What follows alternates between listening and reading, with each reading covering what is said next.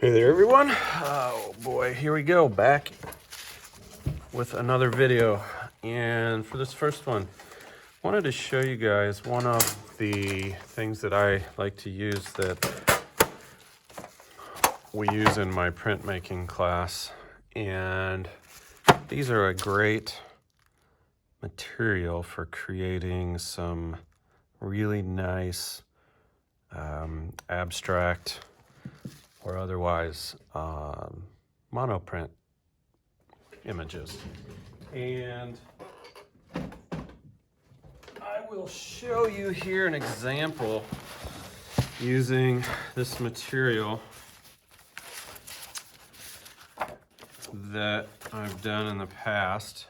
And you can see this particular image is a combination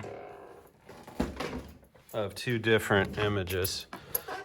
The first image that I created was the background, and this is a monoprint image, monotype image that I made on a piece of clear plexiglass, and then I printed it on the etching press with a piece of damp paper.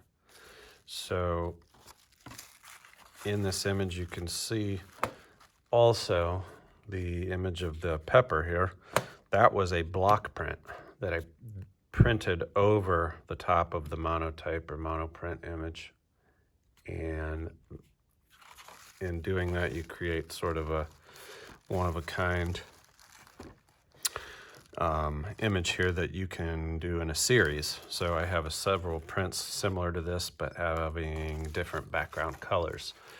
So what I'm going to do now is kind of run through and show you how to use these Caran d'Ache Neocolor 2 water-soluble crayons.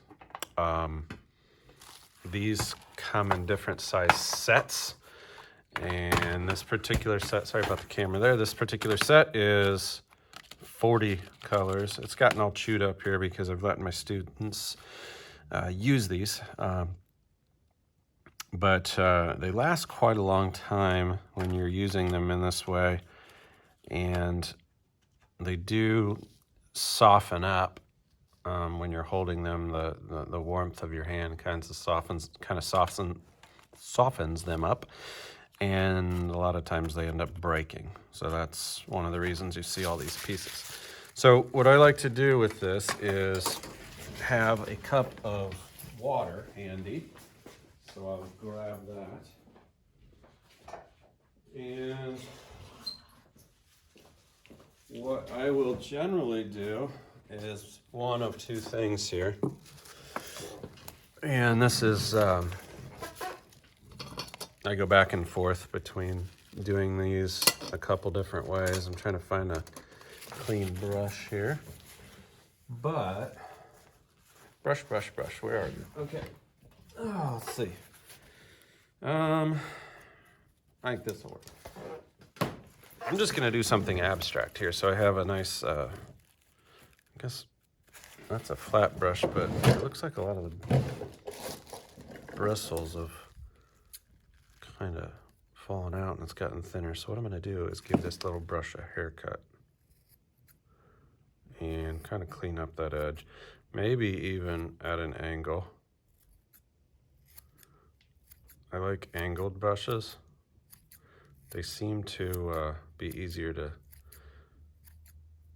do detail with, even when you have a medium-sized tip like this.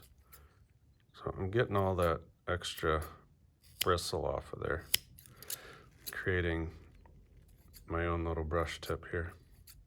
Nothing in particular. I just didn't want all of that loose bristle to change my image, so I'm going to dump that and come back to this. Okay, so you have a clean piece of plexiglass, and this is just I don't know what this is, a 1/16 of an inch, I believe, thick. This stuff's pretty cheap. I get this stuff from Blick Art Materials every year, and I buy a bunch of them. I believe they're less than $1 each. I could be wrong, but this is a 5x7 size. So here's my cup of water. A nice soup can there, old soup can. These make great water cups for artwork, painting, whatever you're gonna do. What I like to do is usually select a color palette of maybe 3 to 4 colors. What I have found is that when I've done these in the past, if I do too many colors, it ends up looking a little chaotic and not very good. They don't look very good together. I like to pick colors that kind of go well together. And I will go with this selection of colors. Now you can do this one of 2 ways, I said. The first way is you can actually dip that crayon right. Let me back this up a little. There, you can see a little better. I've got a kind of a messy desk, remember from my first video. So I dip the crayon in there and you'll see, I don't know if you can tell, but some of the color comes off in the water cup, and that's fine. But what you're then gonna do is just start loosely drawing on the plexi. I'm not drawing a particular picture of anything. It does kind of bleed together quite a bit as you're doing this. And so if I was trying to make a picture of anything in particular, it probably wouldn't turn out too good. So I like to keep these as backgrounds for other prints, or as just a print by itself. And I'll show you one of those. Oh, let's see. Can I find one? Well, I've got a whole big binder of prints here I'm looking through just to see if I can find one that is just a background by itself without anything else. I know I've got, well, here we go. There's one. So you can see that's a background, and that is ready to have something printed over the top of it, or I could just sign that and have that be an artwork by itself. And they look really nice. They don't take a very long time to make either. And what's nice about it is that you can kind of do this however you want. It doesn't have to look a certain way. You don't have to apply it a certain way. Now you can also take that, I'll take this color, and if I want to apply it dry, I can do that too, and it will stick to that plexi. Okay. I don't like the look when it prints dry, because it just looks like coloring. So I do like to apply it wet and let the colors kind of run together. Okay. I've done a lot of these over the years, so I've kind of figured out how to get the best flow of the color from the crayon onto the plastic. It kind of has this effect as you're applying it to the plastic where the wet parts kind of want to run together, and it kind of shrinks back in on itself, so you have to keep applying more and more color as you go to fill outward. So you could see how as I'm doing this it kind of wants to suck into the other existing color. Now you can apply this however you want. I'm just doing a quick demonstration here, but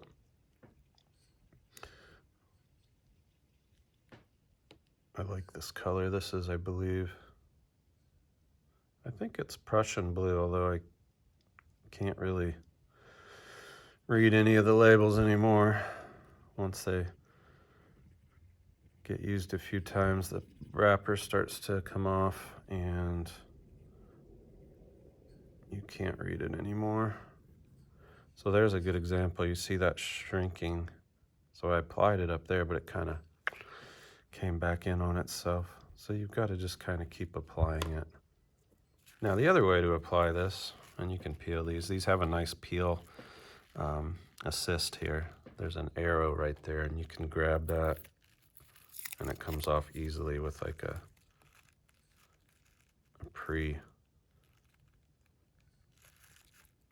pre-dotted line so that it tears evenly. So the other way you could do this is, did I get some paper on there, didn't I?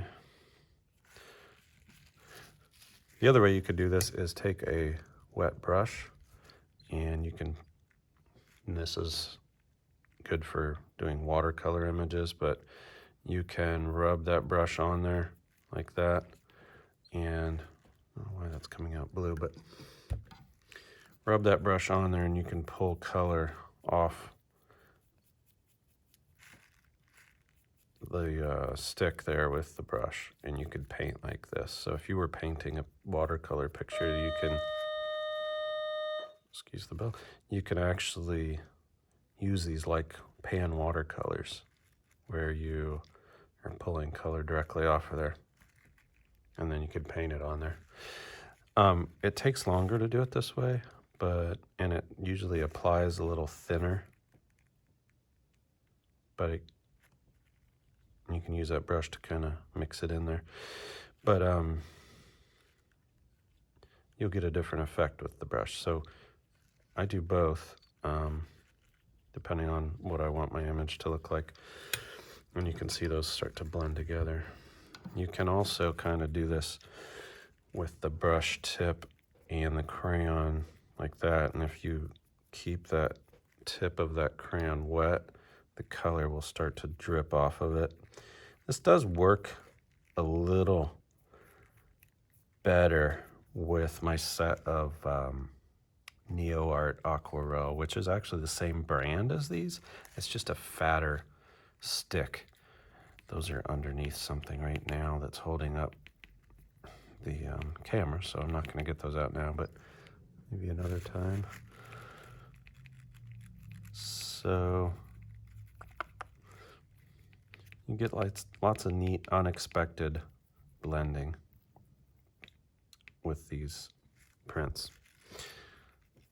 And just apply the color however you want. Now these crayons are a bit expensive, but they do come, as I mentioned, in different size sets. Here's a set of 15. And I think I just opened those not too long ago. So those are, these are all nice and in perfect condition. So you can see how they look when they're new. And a set of 15 of those, I'm not sure the price of that. I want to say maybe $20. So they are expensive, but they do make other brands of watercolor crayons as well. These are a higher quality one. So I do prefer to just use the crayon directly. I think it's a bit quicker, and you can get a little bit better blending without having to keep cleaning off your brush, because every time, you see how that gets a little bit dirty, every time I dip it in the water, it kind of cleans it off. And I just keep adding color as I go and changing colors.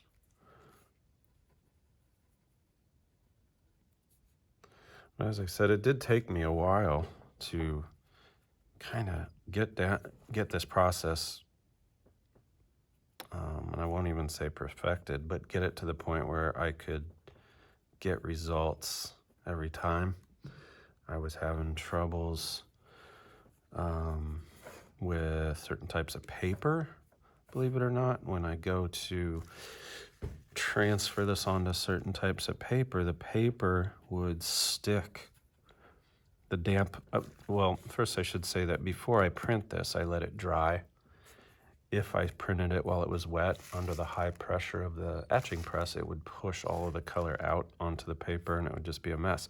So I let this dry, and then I take a piece of damp paper and some of the types of paper that I was using would stick to the crayon, and when I would try to peel off the paper, it would stick to the plastic.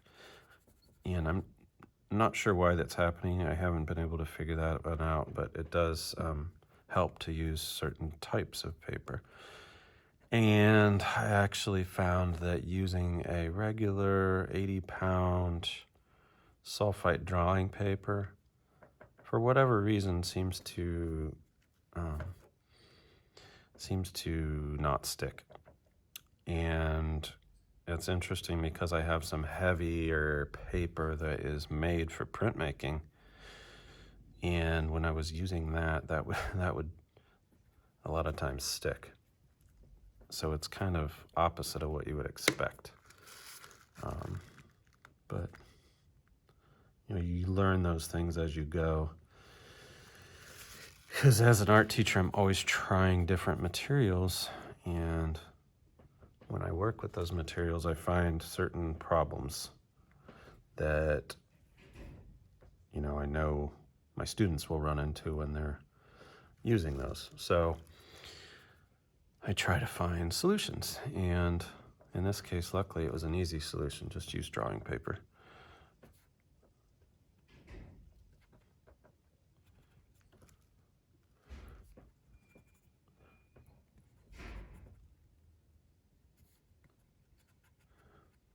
Not sure how to edit YouTube videos at this point, so if I can figure that out, I'll speed the video up through parts of this, but you can see that yellow is still wet, and then if I go into that, it kind of blends nicely, creates these neat little patterns. As it dries, it doesn't always dry like you expect it to, so sometimes that can be a nice little surprise, and sometimes it can be a bit frustrating because you're trying to do something, you get it on here and it looks really cool, and then it dries and it looks different, and you wind up with something that you didn't necessarily want. But sometimes those look cool. So continue with this.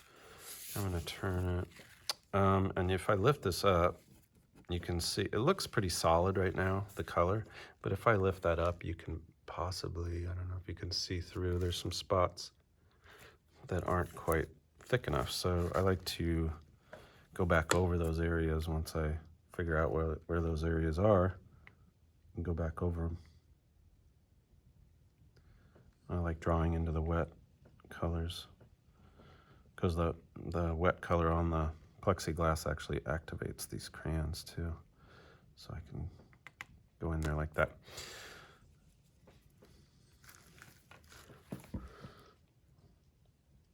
I'll get this finished up and then, of course, let it dry. Depends on how much water you put on here, how long it takes to dry. I don't usually have it take more than an hour to dry. It also depends on the temperature in the room and the humidity and everything, because that water on there has to evaporate. But usually within like an hour I can print it. But what's nice about this is that in a short class period, if students are working on this and they don't finish one, they can always set it aside and come back to it the next day and continue adding to it. Because we let it dry before it prints, it doesn't have to be printed at a certain time. So you can wait a day or two to print it till it's all nice and dry. And then you take that damp paper and put it on there, and that wet paper reactivates this watercolor. Watercolor is never really permanent.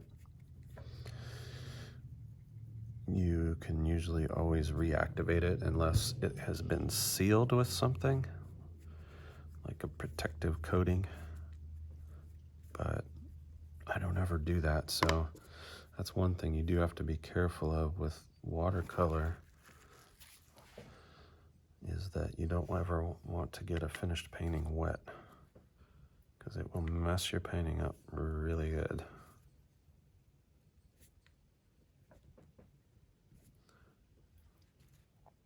But I've had a lot of students mention to me that they think this is kind of like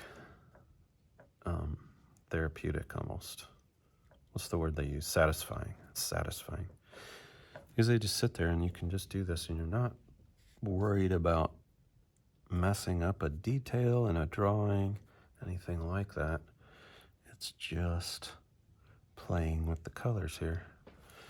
I don't really like the way I added that dark blue on there. I'm going to see if I can dull that down a little bit or blend it out a little more so it doesn't look like such harsh lines in there. Yeah, it may or may not look good. Yeah, I don't know if I like that, but it's okay. And these plastic sheets, these plexiglass sheets, obviously are reusable. You just wipe them down. They do get stained a little bit, but that usually doesn't affect other prints that you're making. I picked a nice clean one here for this so that you could see better what I was doing. And you can use both sides of the plexiglass too. And we also use these for dry point prints where you take a sheet of this plexi. Do I have one here? I do. And you engrave into it, scratch into it. I just started this one not too long ago. And this is it's not finished, but you wipe ink over this, etching ink, and it gets in all those little scratch marks. And then you keep wiping, and all the smooth parts, the ink comes off of that. And then you print this on a damp sheet of paper through the press. Who knows, maybe I'll print that one with black ink over the top of this when I'm done. I don't know yet, but I haven't finished that one. So I have some older ones that I could run through as well. I usually keep all my, when I do dry point etching like this, I usually keep those sheets of plexiglass because I may want to print those later on down the road.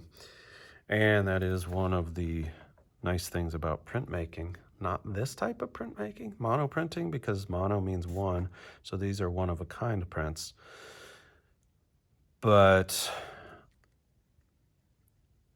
the other types, you can, like that pepper that I showed you, I have a block for that I carved years ago. So I could go back to that and print that as many times as I want, in as many different ways as I want. And so that can make it nice because it's something that's repeatable. And if you're a professional artist and want to sell your work, that way you can do what's called an edition. And say you do an edition of 100 prints and you could sell 100 of them instead of just one. All right, so I have my image here, and we'll I'll call this part one of the video if I can't figure out how to merge two videos together. But and then in part two, I'll show you how to print the image once it's dry. I'm just filling some of these areas in. Not sure that I like the arrangement of color overall. It's okay. It's a bit light right here, so I'm adding a little more color in there. Sometimes it's hard to get that color to fill in those lighter areas. And I think just get this one last spot and then we'll call it finish for now. And I'll let that dry. And when you see it again, it'll be dry and we'll go through the printing process, all right? All right, see you in a bit.